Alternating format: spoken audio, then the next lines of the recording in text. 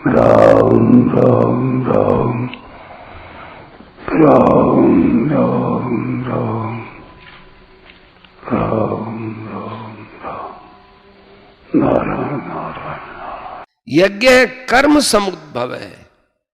निष्काम भाव पूर्वक किए जाने वाले लौकिक और शास्त्रीय सभी विहित कर्मों का नाम यज्ञ है।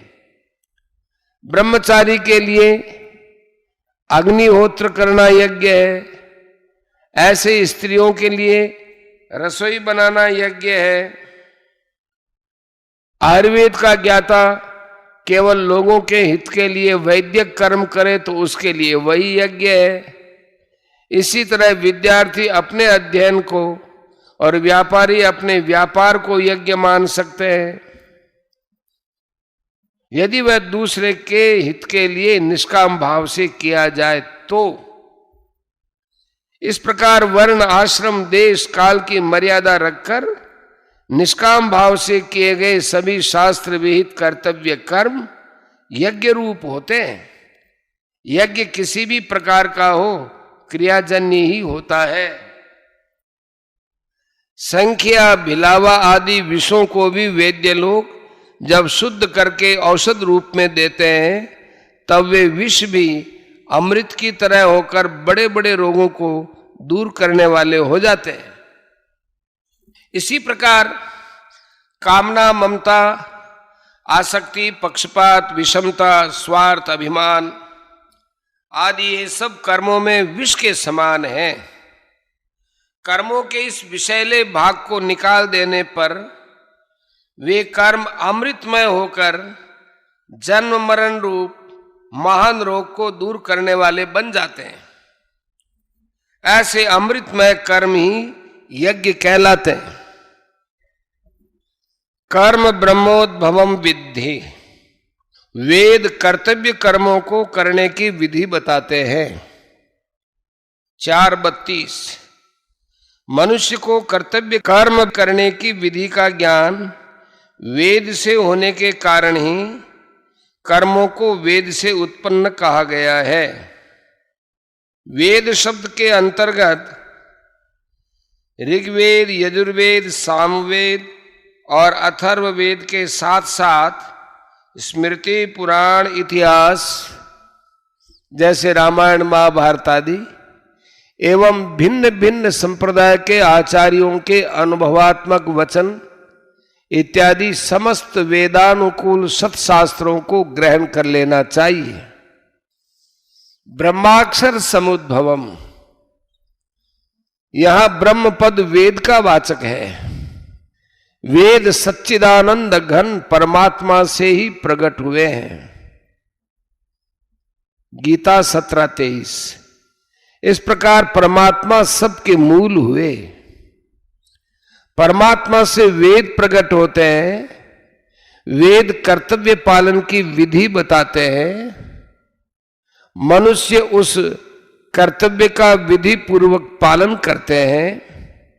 कर्तव्य कर्मों के पालन से यज्ञ होता है और यज्ञ से वर्षा होती है, वर्षा से अन्न होता है, अन्न से प्राणी होते हैं और उन्हीं प्राणियों में से मनुष्य कर्तव्य कर्मों के पालन से यज्ञ करते हैं। इस तरह यह सृष्टि चक्र चल रहा है। तस्मात् सर्वगतम ब्रह्म नित्यम यज्ञ प्रतिष्ठितम, यहां ब्रह्म पद अक्षर सगुण निराकार परमात्मा का वाचक है।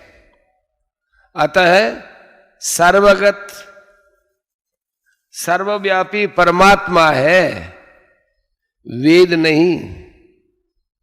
सर्वव्यापी होने पर भी परमात्मा विशेष रूप से यज्ञ माने कर्तव्य कर्म में सदा विद्यमान रहते हैं।